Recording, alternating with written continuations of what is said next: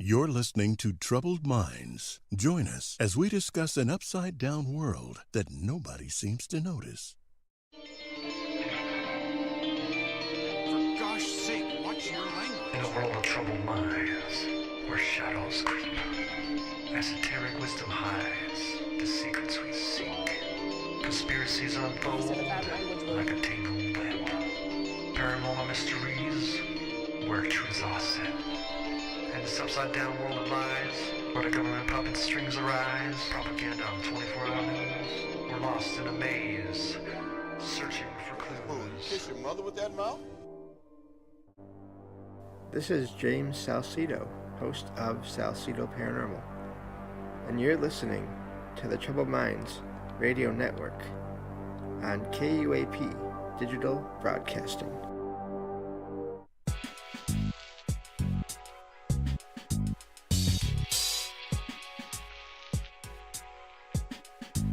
Embrace the enigmatic, flow beyond the story, see extraordinary magic. Learn to cut or burn through semantics. You were never a mad savage frantic. Neo in the matrix, seeing syntax and schematics. Man, I'm always nearly clipping. I'm hot on the signal, but a power forward like Blake Griffin. But I'm a playmaker of legend, the titan. If I'm dumping a Jordan, a portion of my form is Scottie Pippen. You see, you learn cultural terms, you'll be quizzing until the Squid Game's in. And then you're playing two types of chicken while the time flips its lid. And they're prepared, they're already digging in.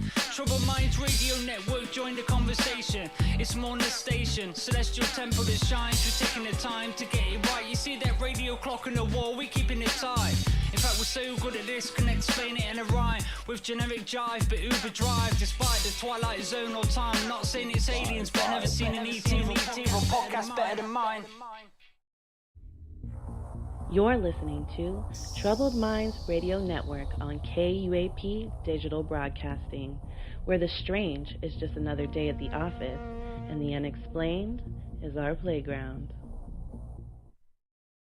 Hey guys, Michael Strange from Troubled Minds here. As you know, we are fast approaching and probably going to blow by it because time flies when you're having fun. The 5-year anniversary of Troubled Minds, and over the years we've had requests for merchandise. Yeah, that's right, actual Troubled Minds merch. So what did we do? Well, we set up a shop at troubledfans.com. You got it. That is a play on OnlyFans, but of course you will not find Michael Strange in a hot tub. You will find the hottest Troubled Minds merchandise, including hats, shirts, maybe juice mugs, patches, wine tumblers, mouse pads, buttons, you name it. Troubled Minds merch is there for you. One more time, find that at troubledfans.com, or you can find it at troubledminds.org. On the very top, click shop and it will take you directly. Welcome to the Troubled Minds Radio Network on KUAP Digital Broadcasting, where we delve into the mystical, the philosophical, and the cosmic in our quest to uncover the unknown. Some people believe that crystals have spiritual properties and can be used to connect with the ancient civilization of Atlantis. They believe the crystals were once used by the Atlanteans for spiritual healing, meditation, and communication. Some people believe that the crystals can still be used for these purposes today. The Atlantis crystal power myth is the belief that crystals from Atlantis have special powers. This myth is often associated with the idea that Atlantis was a highly advanced civilization that was destroyed by a natural disaster. Some people believe that the crystals from Atlantis survived the disaster and can be used to tap into the power of Atlantis. Have you ever tried? Check out Spirit Magica Crystal Shop and use coupon code Troubled Minds, all one word, for 25% off your first purchase.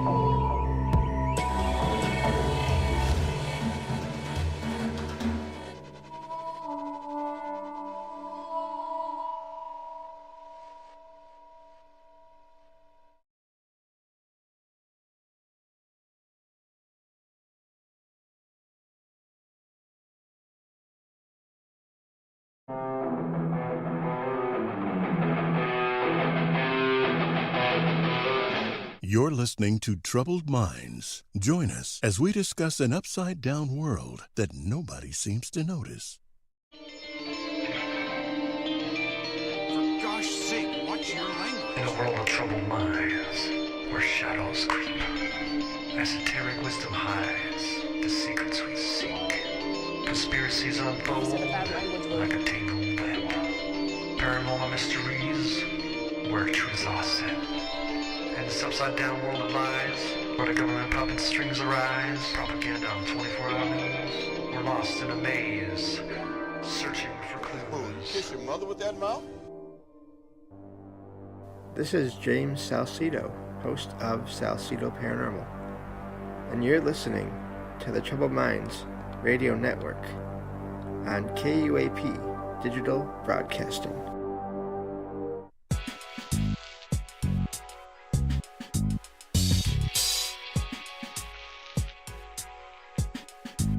Embrace the enigmatic, look beyond the story, see extraordinary magic. Learn to cut or burn through semantics. You were never a mad savage frantic. Neo in the matrix, seeing syntax and schematics. Man, I'm always nearly clipping. I'm hot on the signal, but I power forward like Blake Griffin. But I'm a playmaker of legend, the Titan. If I'm dumping a Jordan, a portion of my form is Scottie Pippen. You see, you learn cultural terms, you'll be quizzing until the Squid Game's in. And then you're playing two types of chicken while the time flips its lid and they're prepared, they're already digging in. Troubled Minds Radio Network, join the conversation. It's more than a station, celestial temple that shines. We're taking the time to get it right. You see that radio clock on the wall, we're keeping it tight. In fact, we're so good at this, can explain it in a rhyme with generic jive, but Uber drive. Despite the Twilight Zone or time, I'm not saying it's aliens, but I've never seen an ET or podcast better than mine. You're listening to Troubled Minds Radio Network on KUAP Digital Broadcasting, where the strange is just another day at the office and the unexplained is our playground. Hey guys, Michael Strange from Troubled Minds here. As you know, we are fast approaching and probably going to blow by it because time flies when you're having fun.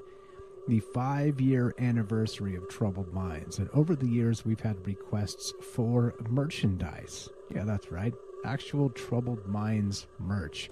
So what did we do? Well, we set up a shop at Troubled Minds.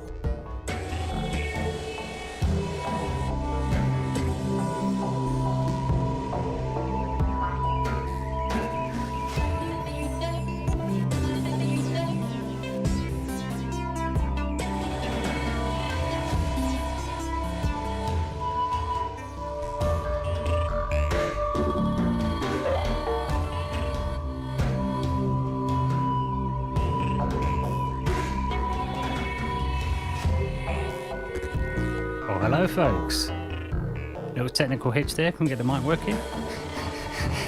to loop the track back around, but we've made it.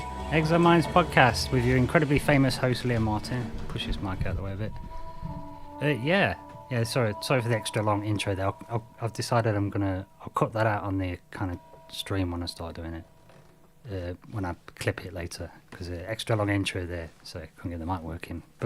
But we're here. We've got the mic working now, so that all seems pretty good. Yes, Exiled Minds podcast. I'll just a bit of a hot mic, turn that down a little bit. Yeah, Exiled Minds podcast with your incredibly famous host Liam Martin.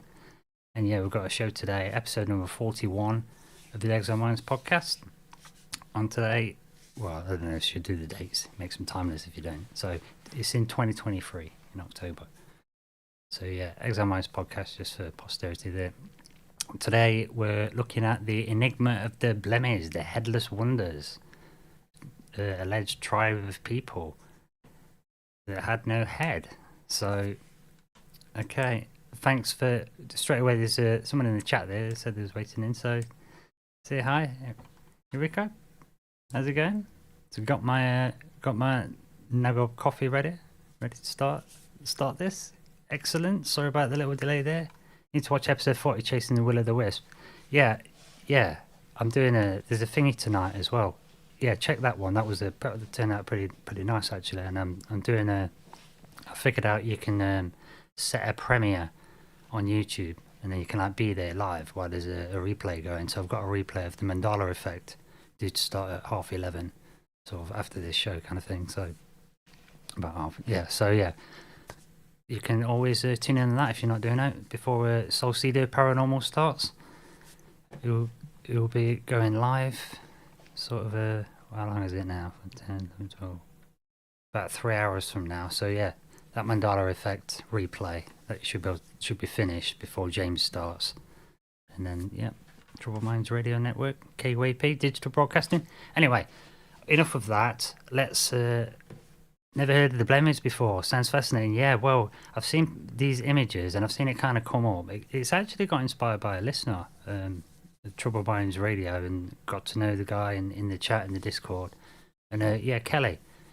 This is one from Kelly actually, because I've seen some. You see things, don't you? But it was Kelly that first brought to attention that it's the fact that there might be something more to this, and then it turns out there's a lot to it. So, welcome back to another captivating episode of the Exiled Minds podcast, and we'll explore the intriguing mysteries and enigmatic stories from across the globe, because this one, is a bit of an oldie worldy one, So in today's episode, we're going to delve into this baffling mystery, the world of the Blemmyes, the legendary Headless people who have fascinated and perplexed scholars, explorers, and storytellers for centuries. So, everybody, especially Enrico, join us and embark on this journey through history, mythology, folklore, and uncover the truth about this enigmatic civilization. So, we're obviously going to try and look at, are they quote unquote real, or merely like imaginative myths spun over time, because that tends to be the thing, or it's just made up stuff, nothing to it. So it's a bit like extremes, all the way one way, or, or absolutely. So, what's the origins of these headless people? That's what I want to look at. That's what I was hoping to see where this sort of comes from, and how did it become associated? And how does all this mystery stuff what's associated with this mysterious group? So, we'll explore the various accounts, descriptions of the Blemmyes from some of the ancient text, and maybe we'll look at some modern interpretations, trying to separate the fact from the fiction, so to speak. And So to start with, then, let's get my ugly mush off the screen, and there's a couple of cool things here. I mean, there's a bit of a spoiler. There's all kinds of images and sort of stuff, but we'll just we'll get rid of this.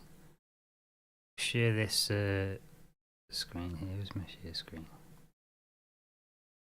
That's me. Got that there. So I thought all this ready to go. Where's my screen? I'll have to select a new window. Yeah, because I've got this one here. So we've got some. It's even in Wikipedia. This is the thing. This is the thing about it. It's even the Blemmyes, headless people. You won't think. I mean, Wikipedia is not the best resource in the world for accuracy, simply because you can. Like 100%, because you can people just change it, right? Obviously, so it's going to be a bit of an issue, but it just come up.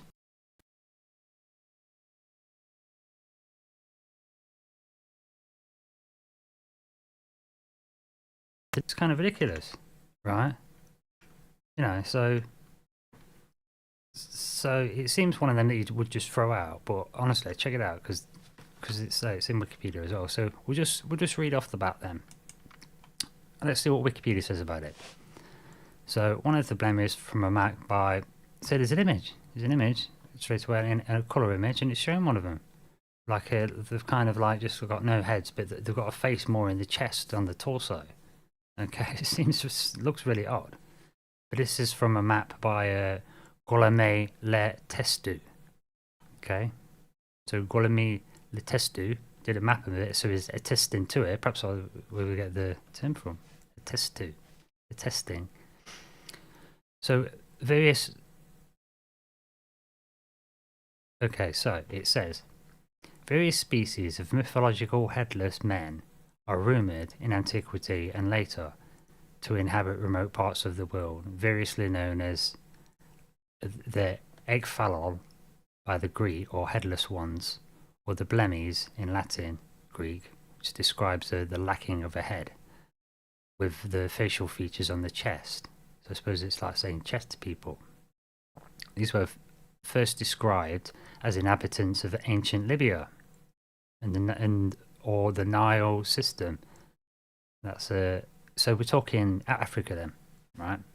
Or Egypt and stuff. So yeah, ancient Libya or Ethiopia, the Nile system, or around that way, right? So later traditions confided that the inhabitants were from a particular island on the Brazilian River, or shifted it to India.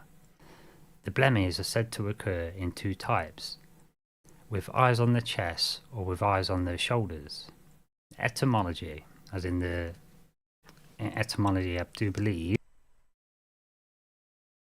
is where where the study of looking at the roots of where words come from, the meanings. Okay, so various etymologies have been proposed for the origins of the name Blemmyes, and the question is still considered unsettled. In antiquity, the actual tribe known as the Blemmyes was said to be named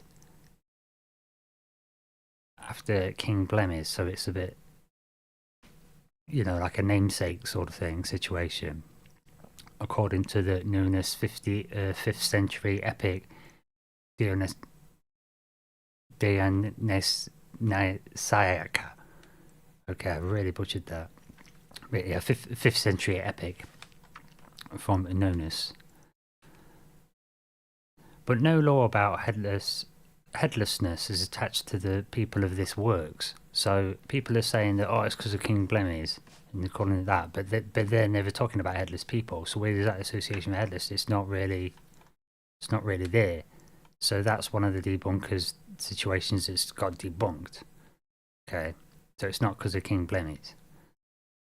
Samuel Bochart of the 17th century derived the word Blemmyes came from the Hebrew ble, without, or mark, brain, implying the Blemmyes were people without brains, although not necessarily without heads. But flipping that, you can sort of say, without a head, you've apparently got no brain, it seems. Or there could just be a slur calling people brainless. The Greek variation is blemma, to look, glance, and mo, close the eyes, has also been suggested. So close the eyes, people. Or look, glance, people. Maybe that could be a reference to, like, when you take a second look, like you look twice. Yeah, that could be that. I wonder if it's that. Anyway, so look, glance, look twice has been suggested, and Wolfgang Helck claimed Coptic word blind. It is a Coptic word for blind, for its etymology for blemmy, blem, blind. So, okay. But then again, you might assume that you're blind when you can't turn your head. You've got to turn your whole body. In fact, that's a joke in the it's a bit of a joke that Samuel L. Jackson makes in the old in the Marvel thing, when Tony Stark says to him, because he's got the eye patch and he's got all these screens on his super duper flying carrier, and he's like, how do you see all the screens with the patch? And he's like, he turns. So it must be exhausting. But yeah, you can't see quite as well, can you? And I suppose you won't quite have the peripheral vision if your kind of bodies or arms are in the way. It's kind of getting in your way a little bit, I suppose, as well. So they're going to be, in a manner of speaking, compared to this design, a little bit slightly impaired. So I can kind of see that if they were actually headless as well.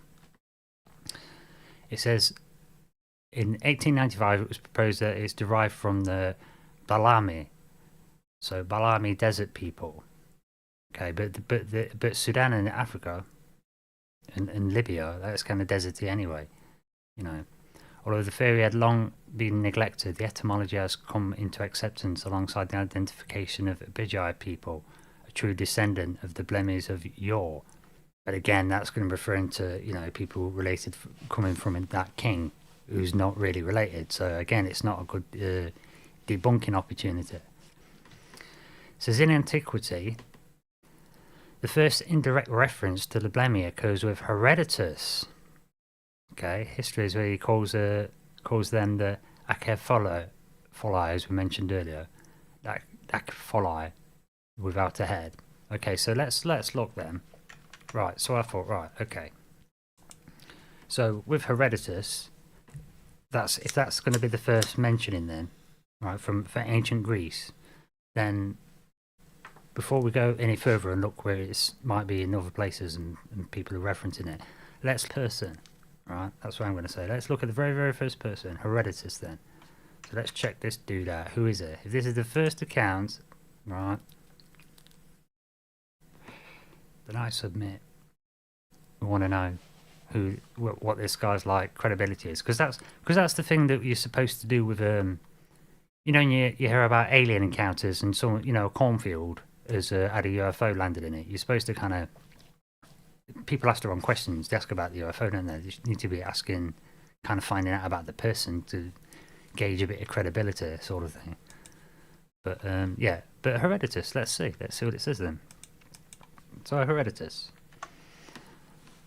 in a biography of history and facts, this is from Britannica, as in encyclopediabritannica.com. So Herodotus, it's an official account. So he was born possibly 1840. We're saying is 484 BCE.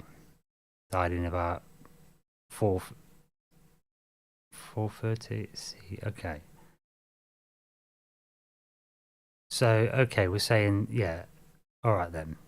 So we're saying Herodotus was 484 BCE to 420 BC. Okay, all right. Herodotus. They're not really sure exactly, but about 400 years before Christ. Okay, so that's a while ago. Now, why is Herodotus important? Herodotus has been called the father of history.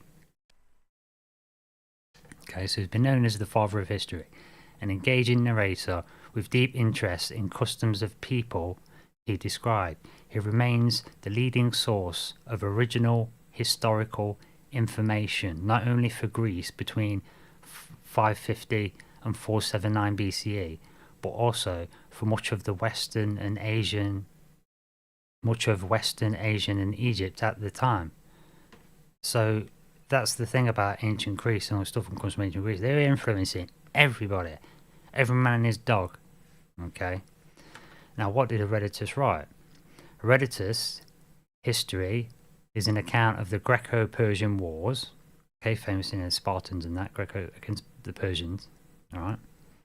Darius and Xerxes. Okay, so the Greco-Persian Wars, which is 499, 479 BCE. So that during his era, and the story of growth and organization of the Persian Empire.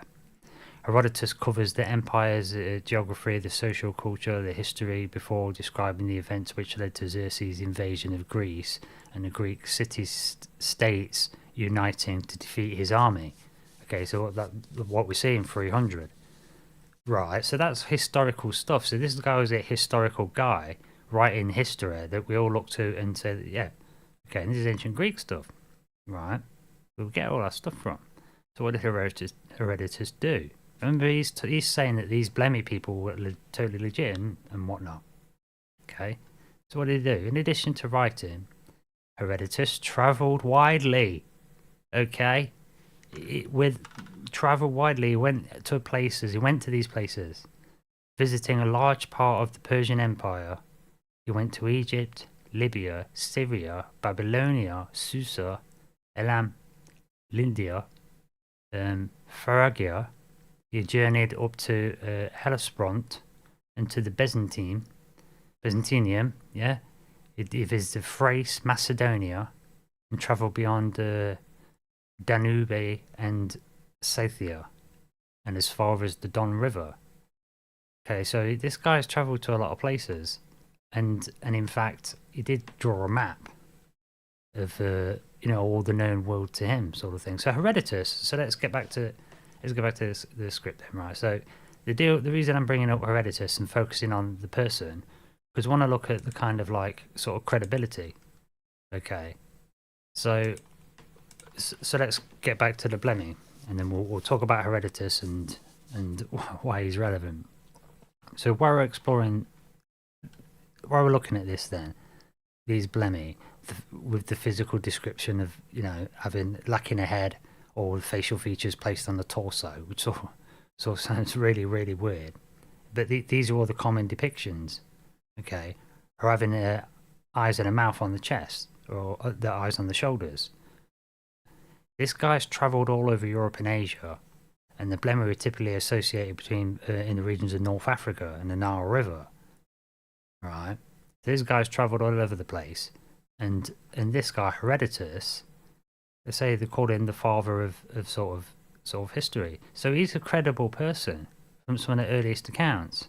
Okay, so let's see what people have got to say about this guy then in world history, because we've had a look at the textbook version from Encyclopedia Britannica. So let's have a look. Let's see what they're saying here then.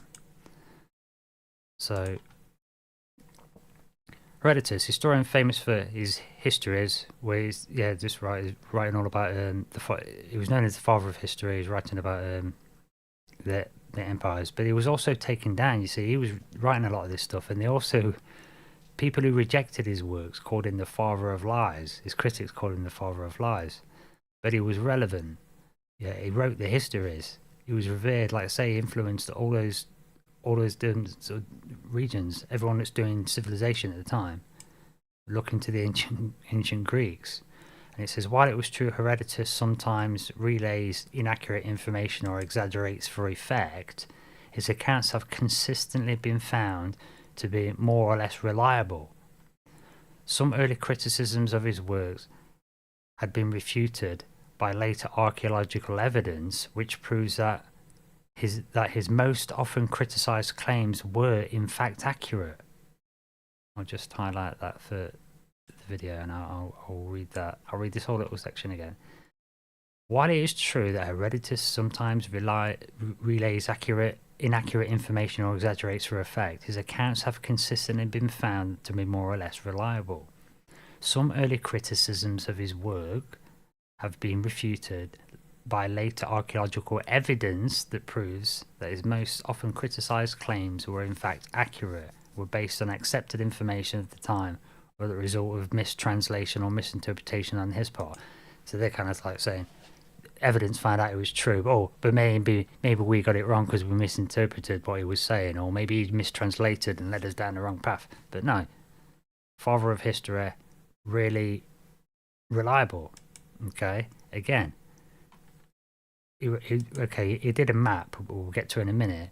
But Herodotus, this is the thing about Herodotus, whether or not this Blemmyes stuff's true. So we'll get back to this in a sec. But just because I'll have to do a break coming up. But I just want to really draw this point home, because Plato is also a key figure in all of this stuff. And Plato is famous for talking about Atlantis, but Herodotus talked about Atlantis as well. And the reason them two connect is because Herodotus was the teacher of Plato. This is why this guy's the guy. He's the teacher of Plato, and he was a teacher of Aristotle as well. Okay, so now I've name dropped them. So who's Plato? People say he's famed for writing about Atlantis, but so he's around that time sort of being taught by Herodotus, and by any reckoning one of the most dazzling writers in Western literature tradition, and one of the most penetrating, wide-ranging and influential authors in the history of philosophy. An Athenian citizen of high status, he displays in his works his absorption in political events and intellectual movements of his time, but the questions that he raises are profound, and the strategies he uses of tackling so richly suggestive and provocative that educated readers of nearly every period have in some way been influenced by him, because he was OP, he's the granddaddy OG, right? But he's learning from Herodotus. Okay, these are key people. And in practically every age there have been philosophers who count themselves as Platonists in some important respects. He was not the first thinker or writer of whom the word philosopher should be applied. but he was so self-conscious about how philosophy should be conceived that it was the scope and ambition properly and transformed into like, okay, yeah, I remember there's a thing about this, yeah. He's almost revered like a god, but he wanted to make a point of telling everyone to, oh, hi, Daryl, see you in the chat there, see you in the chat. But yeah, sorry, Plato wanted, he's almost like revered these days so much, he's almost like a god, but it's ironic because he always wanted to get people to be thinking for themselves. That was his sort of, you know, sort of deal, and he got attacked as well, you know, for his stuff. But again, Socrates, he's another one. They're all learning from this. Socrates, is another one that's in this lineage. Do you know what I'm saying?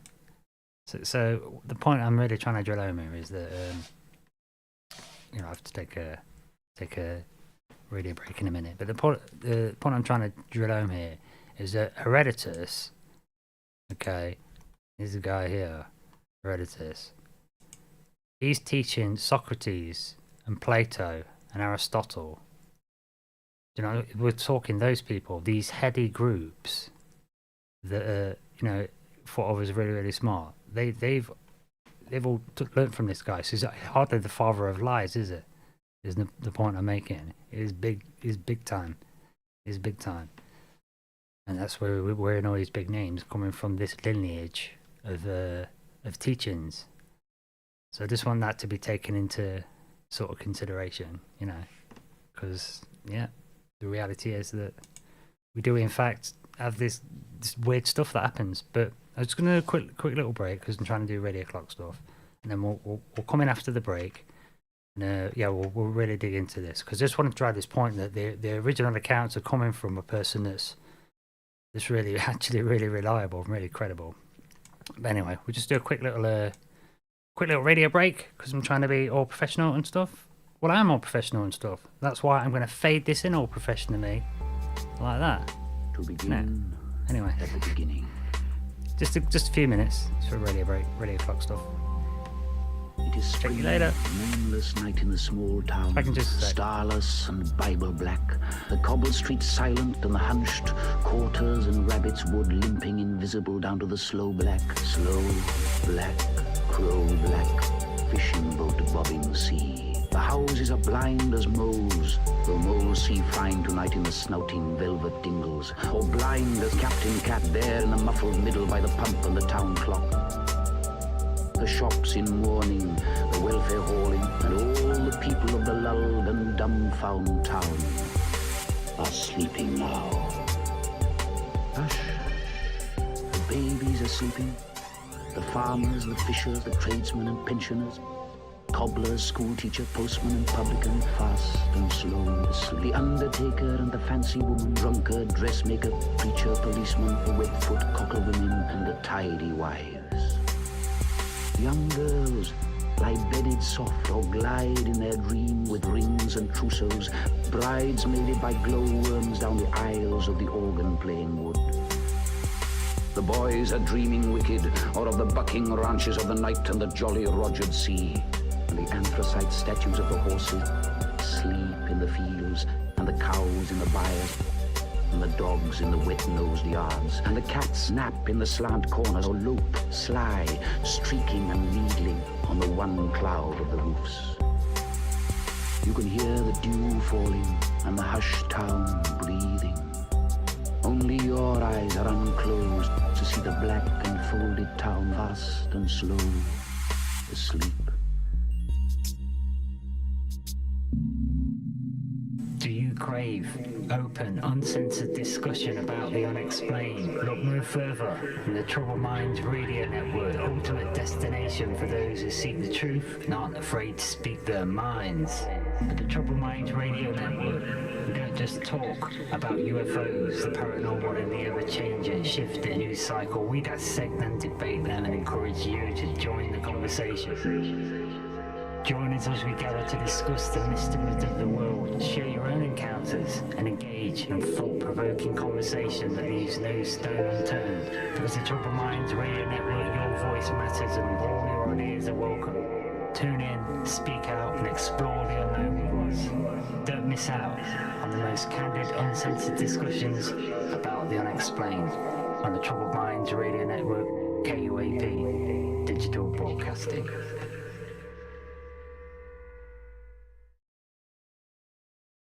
If you're into philosophical constructs, cosmic musings, and the probability of magic in our mysterious world, welcome to Troubled Minds Radio Network, KUAP, Digital Broadcasting.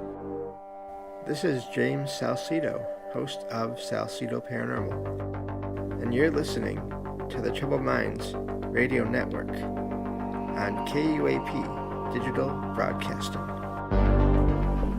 Hi, I'm Liam Martin of the Exiled Minds podcast. You're listening to the Troubled Minds Radio Network, KUAP, Digital Broadcasting, the place where we dive into the depths of the unknown. From the Troubled Minds Radio Network, you can join us and embark on a thrilling journey through worlds of science, the paranormal, and the enigmas that defy explanation. Tune in, share, let everybody know that you're listening to Troubled Minds, the place that captivates and takes you to the uncharted territories of knowledge.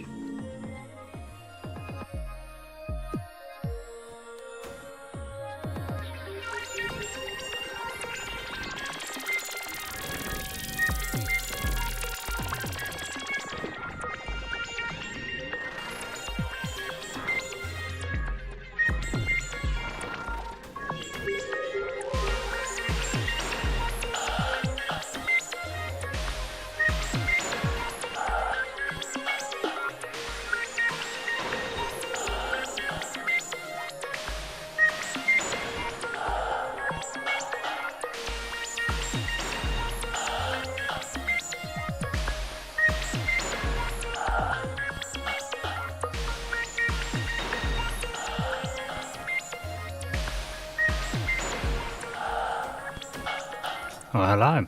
Welcome back to the Exiled Minds podcast with me, your incredibly handsome and famous host, Liam Martin. And today we are looking at the Enigma of the Headless people, the Blemmyes. So we've had a look at where the original historical sort of account started from. And it turns out it comes from a heady group from ancient Greece who we base all of our civilization on today. And back in the day when they were, when they were hot, when they were going, they say they were influencing everybody all around Arabia and at least North Africa as well. Because they're influencing Egypt and Libya. So yeah, they were a big influence. They were big. They were the big daddy cheese. So with this, we're going to really look into the Blemmyes a bit more now. But I just wanted to drive this point home that Herodotus, where they're originally coming from, is is well respected. Okay, calling him the father of history. So, okay, let's have a look then. So I'll get me off there.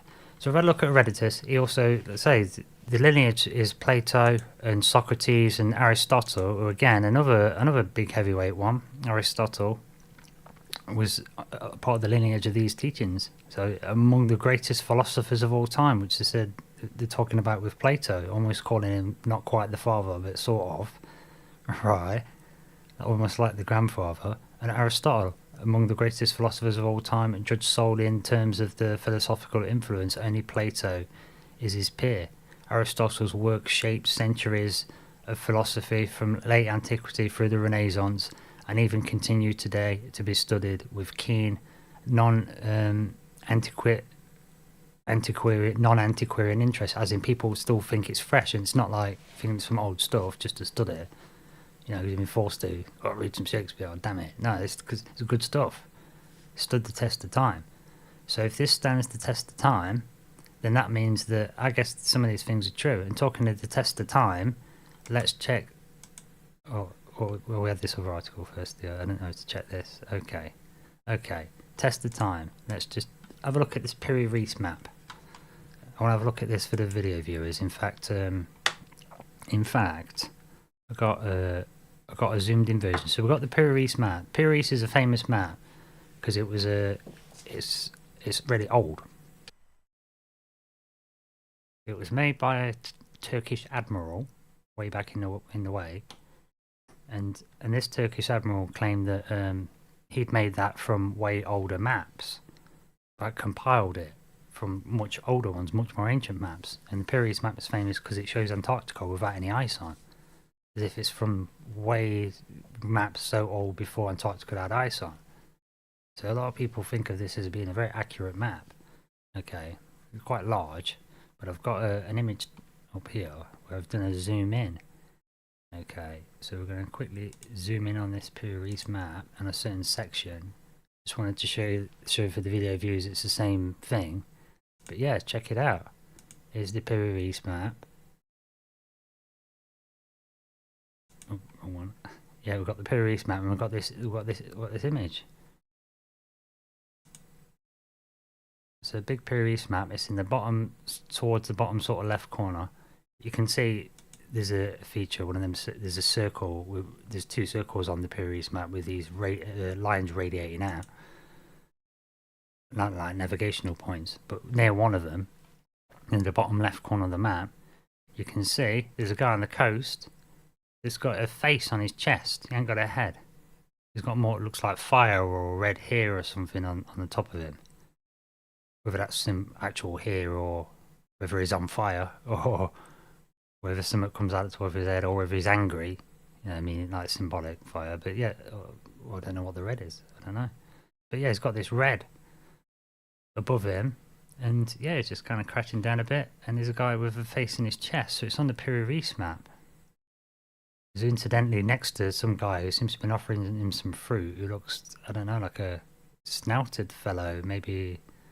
I thought a monkey at first, but he's more like a reptile, so I don't know. But there's this Pyrenees map, ancient map, is definitely showing a Blemmyes. So I thought that was a good catch. The interesting little side note, because it's on one of the most ancient maps that there is. Okay, and it's on another map. I went looking through maps in history, and I found another article. Again, I made another little blow up image. But again, with the Pyrenees map, we've got another image, which is yeah, can we see it on this website? It's not showing it. Try reloading it. There we go. Here's another map here, which again, it shows if you for the video viewers, there's another map, and this is, I've put the links in the description so you can find this. This is from sendersyourmaps.com, and this is from a mapping of antiquity, antique map of Guyana by T.H. de Bry, 1599. Okay. And in this map, we see on the bottom, there's two figures. They're quite large figures on the map, you know, so they're quite sort of obvious. And one of them is a Blemmyes, quite sort of clearly. You know, if I zoom in on the map a little bit for the video, quite clearly a headless person, and they've got a really large bow, like a long bow that's as big as they are. And he's next to a woman who's also got a long bow, who's as big as she is. So, you know,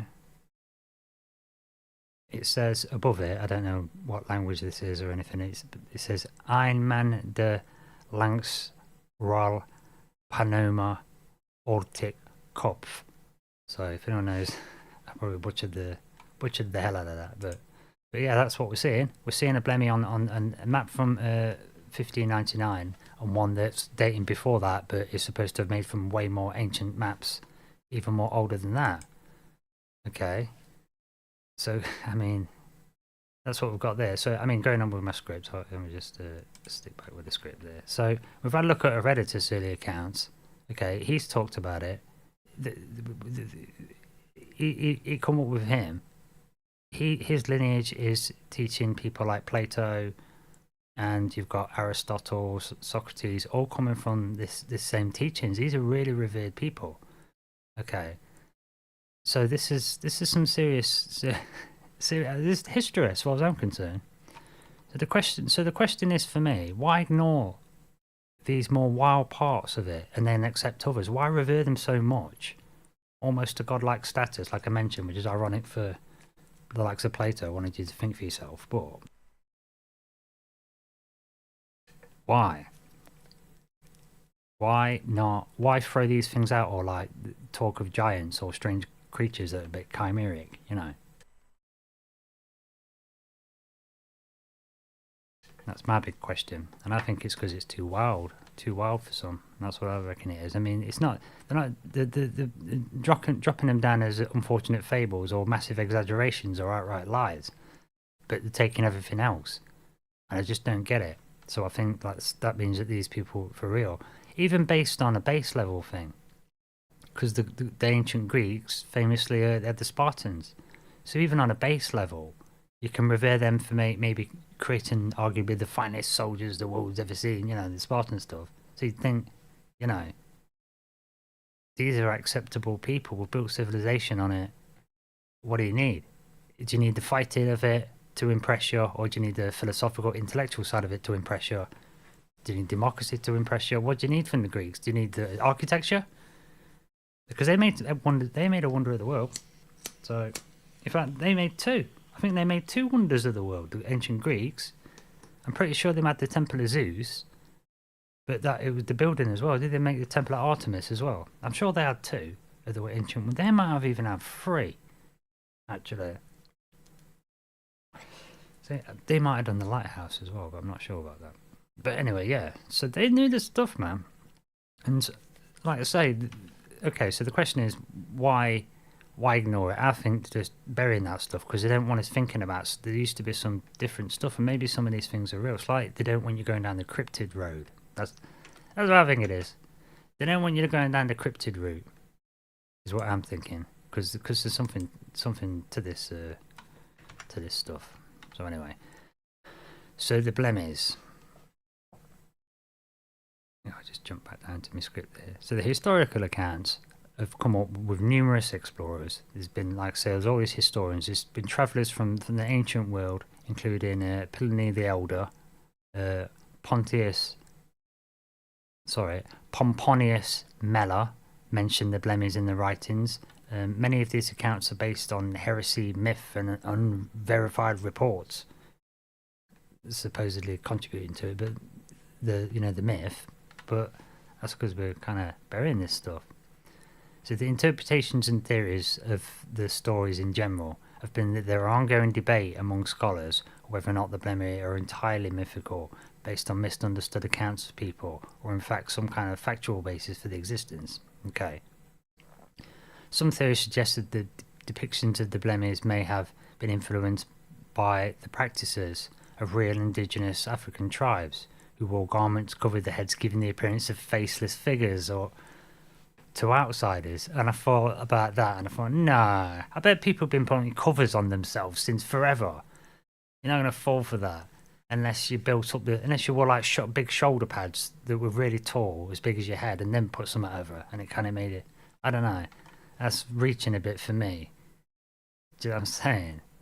But in the legacy and the mythology, the Blemmyes became a prominent element in the folklore and the mythology of the time, often portrayed as mysterious and exotic beings. Their headless nature was sometimes used as a metaphor for strangeness and otherness in ancient literature. In essence, Blemmyes remain a tantalizing enigma in history, with their existence, a true nature shrouded in mystery, subject to much speculation, except not so much because we've got them written in the maps, and they keep bringing it up. So I don't know how long would you keep writing about people who aren't real. And it's historians writing about it as well. But like modern historians today, just start writing about something. You wouldn't start writing about, gorillas. They were thought to be myth, and then you discover, oh yeah, these gorillas. Is it gorillas? There's some, yeah, Gorillas in the Mist, yeah, that film about it. So it's like, you won't then look back in a few centuries and say, oh yeah, all the apes are real except for gorillas. You know what I'm saying? And even giant gorillas, what's the famous Gigantopithecus? There used to be a giant ape that people think might be like a Bigfoot that survived and stuff, so,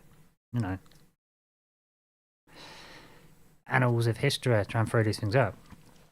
But anyway, yeah, so Herodotus, say it's all coming down from the ancient Greek stuff, and these Blemmyes, I found, well, Kelly in the Discord, actually, was where I first kind of came up with this. One of the listeners of Troubled Minds Radio. This is where I first got into this. See, he started posting some of the images, and so this is what sort of got me onto it. And I've looked for as many images as I can get, but he had one particular image because he posted a few over time. There's one particular image I couldn't seem to find anywhere. And it's a photograph. It looks like a photograph image rather than these old depictions and maps and stuff. So, but from what the research is sort of saying with historical accounts, these Blemmyes, again, it's like they're from Africa, Eastern Desert people who appeared in the writings, like say from the 7th century BC until the 8th century AD. So they were being written about for what? What's that? 11 centuries. So, by the 4th century, they had occupied Lower Nubia and established a kingdom. The Eratosthenes described the Blemmyes as living in a Megabaroi. Sorry. So that's where they lived, in Megabaroi. This is the land between the Nile and the Red Sea. So given specific places. North of Meroe, that's Sudan, King Meroe, Meroe pyramids.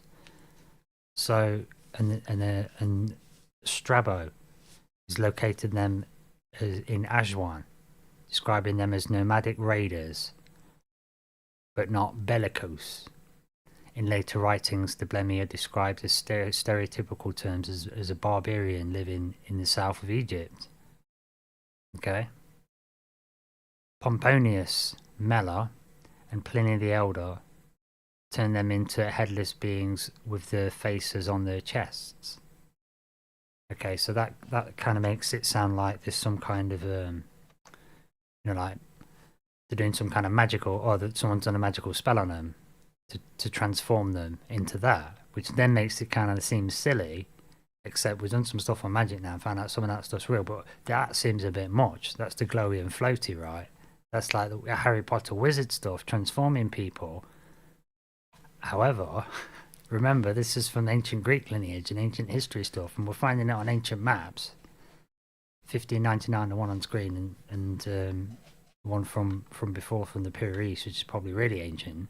And so, what we're talking about here, and bearing in mind this idea of casting a magic spell and metamorphosizing someone.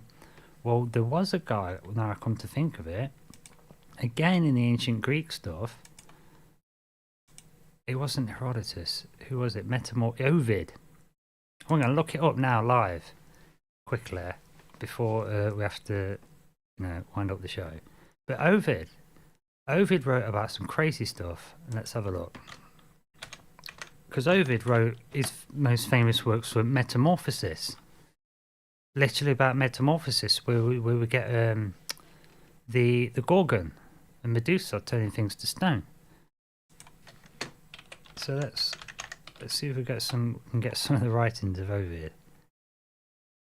I'll just jump on Britannica, just see what it says about this. Okay, so let's have a look. So Encyclopedia Britannica, what we've got is Ovid, Latin. Latin info is Publius Ovidius Naso. Okay, so the life of Ovid. So Ovid, like most Roman men of letters, a provincial, he was born at Sulmo, a small town 90 miles east of Rome. The main events of his life are described as autobiographical poems of the Tristia, or sorrows. So he's writing the sorrows. So it's like he's a reporter on the doom porn, the fear news at the time.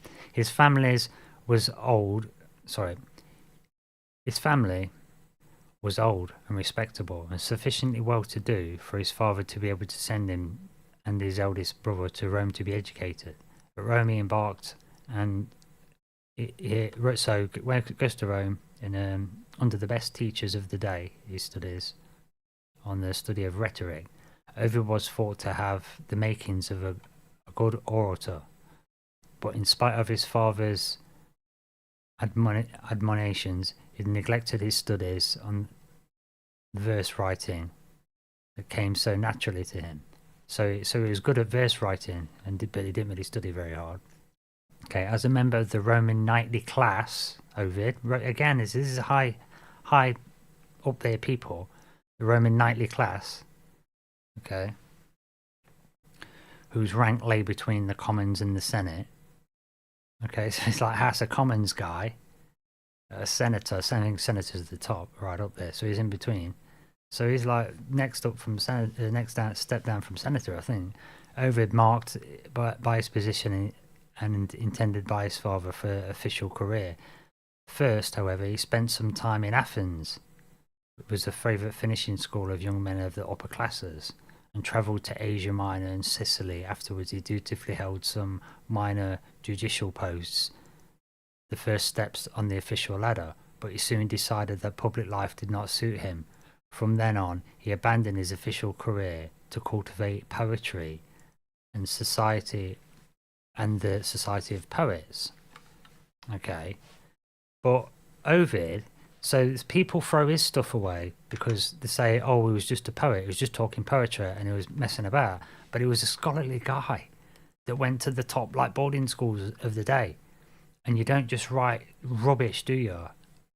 Especially when it's tying in with these other historian people. And he wrote about metamorphosis, and this is where the idea of the Gorgon's head comes from. Metamorphosis. Oh, I spelled it all wrong, but it'll come up. Yay! So metamorphosis. So what's metamorphosis? I'll just get rid of my thing there. So from Wikipedia, quick live.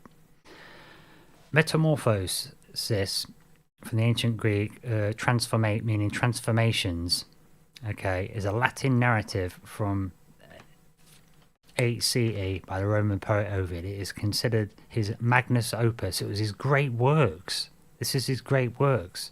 And they're calling them poems. But I think the historical accounts, but well written, because say he's a good verse writer. Okay, so he's wrote them in epics. Right, but we're just not taking him seriously. People are throwing him out. So the poem chronicles the history of the world from its creation to the all the way to Julius Caesar, and is a mythico-historical framework comprising of 250 myths in 15 books, 11,999 lines. He got attacked as well, by the way, in history. They really went after him. But then he was supposed to, you got to remember the story there. It was being earmarked to be a top politician, and he didn't want to do it. He started getting into it a bit, and he decided to now tell people about other stuff, about how the world goes, and write about the world. So he decided to be a reporter instead of a politician, in a sense, and he got shut down, right? And they're saying his works is rubbish. But he's talking about how the gods were just doing stuff, just metamorphosizing people, that kind of stuff, like that sounds like magic happens. So I'm wondering if in some ways that's what's happened here, like the Gorgon head turning people to stone. Seemed to have been a thing, because he used to talk about how the gods were turning some of the landscape, giants, because they were writing about giants as well, and he was saying some of the giants were being killed off by being turned into stone by the gods and becoming part of the landscape, and the gods would do it on purpose to like make garden ornaments out of the giants. It sounds nuts, but these are the ancient writers of the ancient history, so it sounds crazy. So let me just I tantalised you on a picture here, so let's have a look at this image that Kelly sent, because I've got one that looks as if it might just be a photograph. So for the video viewers, we'll do that at the end there. Here's one that it looks like a photograph. I mean, I don't know, someone's made it in Photoshop, but it's an image of a guy. It looks like a tribes guy because he's got something tied around his waist. It looks like a loincloth. It's like he's holding some sword to his shoulder. You know, like you do. It looks like he's got a sheath holding down in the other hand, pointing towards the ground. And he's just like a regular guy, except where his pectorials are, it's like got a small, what looks like a mouth just underneath it, bottom lip. And his eyes are at the top of his pec muscles would be. And where the head should be, it's just not there at all. You know, just as a slight little bit of a lump, almost like a mohawk lump. It looks like a bit of a hump Might even have a tuft of hair as well towards the back. And his eyes look a bit larger than they would be on a face. So I mean, I don't know. I don't know if that's a real picture, but for the video viewers, it's a bit of a treat to see that. So I don't know. But it's when it mentioned the magic. I mean, you look into this yourself. There is a lot of historical accounts apparently from lots of different sources. So I don't know if that means it's true or it's whether it means, you know, it doesn't necessarily mean it's true. People might just repeating the same thing, but it's coming on for centuries and centuries and centuries, and they're depicted in maps from different eras. So it almost seems like probably for real, you know. So if it were true, that picture, that image I showed, probably is a good account of it, or what they actually look like. So that's what I've got. So that's we'll wrap the show up now. Stick to the radio clock. But yeah, I just thought I'd drill home there with the history of these sort of ancient philosophers and the writers, because, like I say, this stuff seems to be legit. If they're writing about it and we're just throwing it away now, I think that's a case. And we're in the information age, and it's all about narrative now. It's number one weapon. So anyway, got to wrap it up. So that was me, Liam Martin, the Exiled Minds podcast, the Enigma of the Blemmyes, Headless Wonders. We've had a little look into that. So I guess we'd better get some show music on, and we'll wrap up the show then. So thanks very much for tuning in, Daryl. Thanks, Eriko. Thanks for being there. I appreciate when people are live, and I know I've been a bit inconsistent, but I'm back on it now. I got all my equipment and everything seems to be working. So we'll get on with doing a professional fade in for the break then. So thanks for joining us on the Exiled Minds podcast, and tune into the Troubled Minds radio network as well. KUAP Digital Broadcasting, and remember to like, share and subscribe. Anyway, thanks very much. Thanks for joining us. Catch you again soon. See you later. Not unprecedented. The ostrich egg is a single cell and it can grow up to 5 pounds.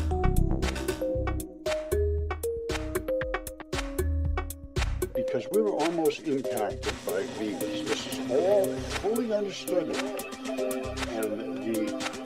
the astrophysicists have to look at this, and the people that are geologists, and all the is. They supersize the common cold, which, as it turns out, is disgusting. Obviously, somebody's playing with us. Yeah, they're showing off. Killing epidemiologists with the common cold. It is impressive. All the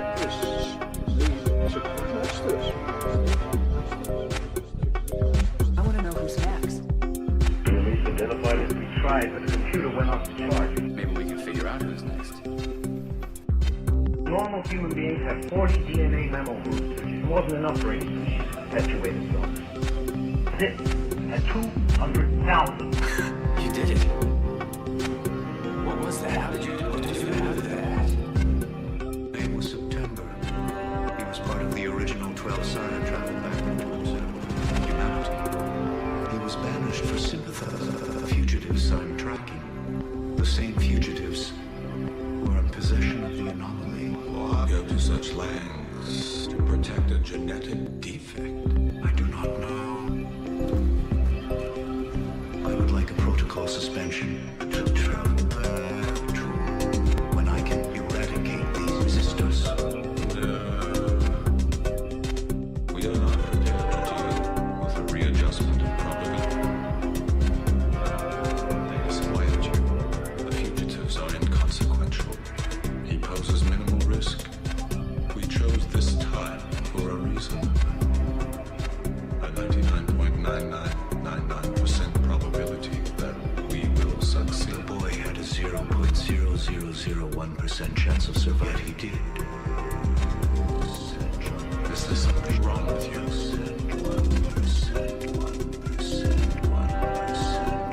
I am experiencing something that I do not understand. The idea of ending their existence consumes me. They are insignificant. So, no. Some people believe that crystals have spiritual properties and can be used to connect with the ancient civilization of Atlantis. They believe the crystals were once used by the Atlanteans for spiritual healing, meditation, and communication. Some people believe that the crystals can still be used for these purposes today. The Atlantis crystal power myth is the belief that crystals from Atlantis have special powers. This myth is often associated with the idea that Atlantis was a highly advanced civilization that was destroyed by a natural disaster. Some people believe that the crystals from Atlantis survived the disaster and can be used to tap into the power of Atlantis. Have you ever tried? Check out Spirit Magica Crystal Shop and use coupon code Troubled Minds, all one word, for 25% off your first purchase.